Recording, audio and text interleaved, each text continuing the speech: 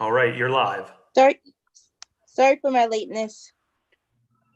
All right, Commissioner Wilson is with us now. How are you? Great. Wonderful. Let me go ahead and open the meeting. Welcome to the Commission to Restore Integrity in Policing.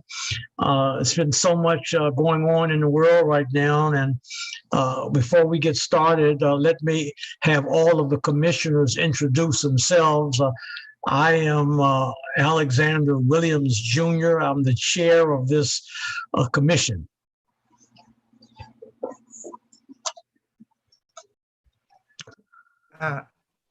Inez Robb, Commissioner.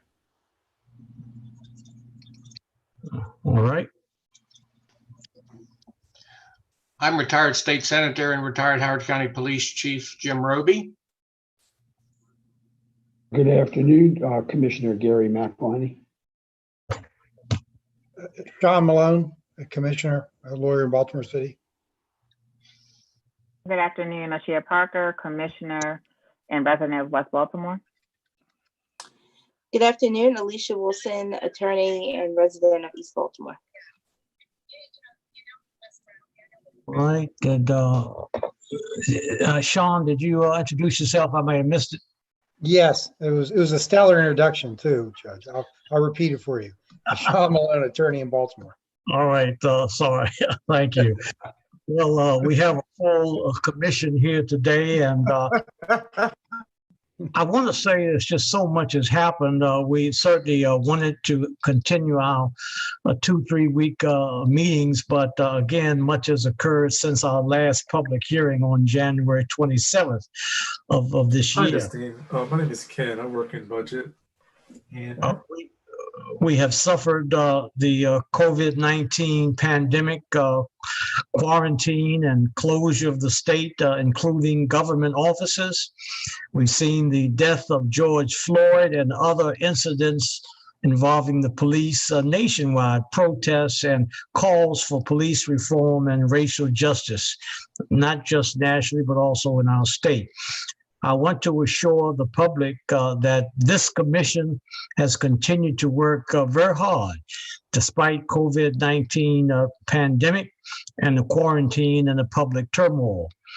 Although we were not able to hold public hearings over the past 6 months, our commission has continued to move forward. Our staff has issued subpoenas and has now received and reviewed more than 250,000 pages of materials, including many tens of thousands of documents produced by the Baltimore Police Department. Our staff has interviewed more than 30 officers of the Baltimore Police Department, ranging from current and former line officers to command staff. We have received input from many sources outside the Baltimore Police Department as well.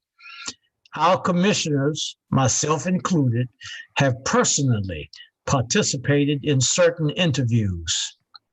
With our report to the Governor and the General Assembly due at year end, we will now begin to focus our attention on possible recommendations designed to prevent the corruption that occurred within the Baltimore City Police Department by the Gun Trace Task Force from occurring again.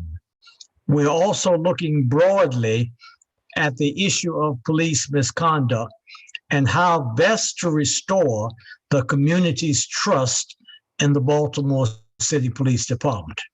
We are gathering and reviewing materials concerning efforts in cities and states across the country, as well as the federal level that we are tackling this issue of police reform.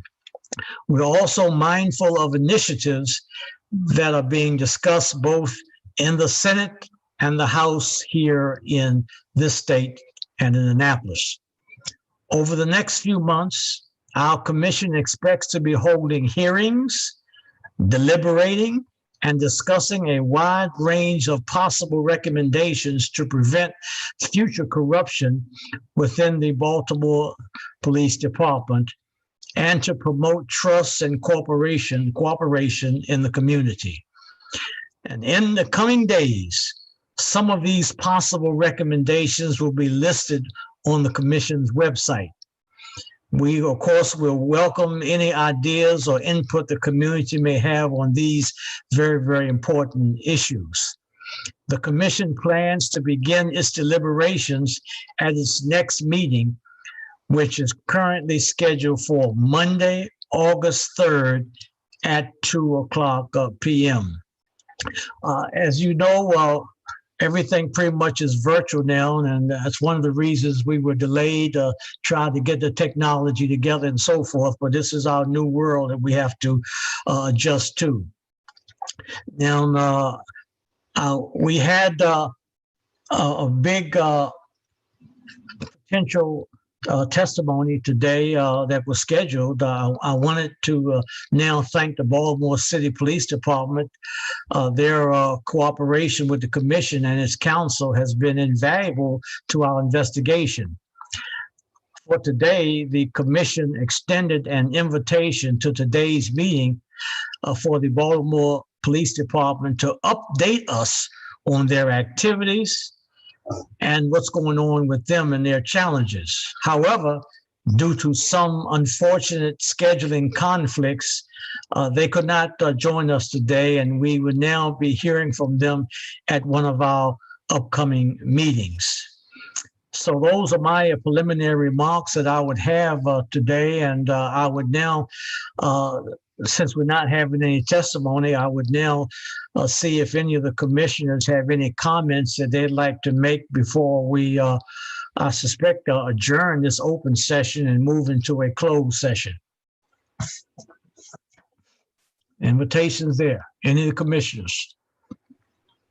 I would just like to say that we have a renewed commitment to seeing this process through and to make sure that we turn over a document that'll be useful and relevant to the citizens of Baltimore City. I know with COVID and a lot of delays, it seems like a lot of projects are behind or kind of swept under the rug. But I just want to ensure that we will work and do the best that we can to have the best output for this commission that we've been working on. By the time we turn in the project, it'll be a 2-year service that we put in. And I just want to ensure everyone that we are working and that this is still a priority for our commission. And that was Commissioner Aisha Parker. All right, identify yourselves if you want to make any comments. Thank you. Anyone else?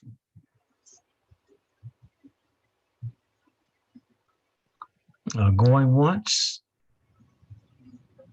Going twice? All right. So if there's no further comments, and since we don't have any testimony today, we would now be closing the meeting to discuss matters protected under General Provision Article Section 3-305B.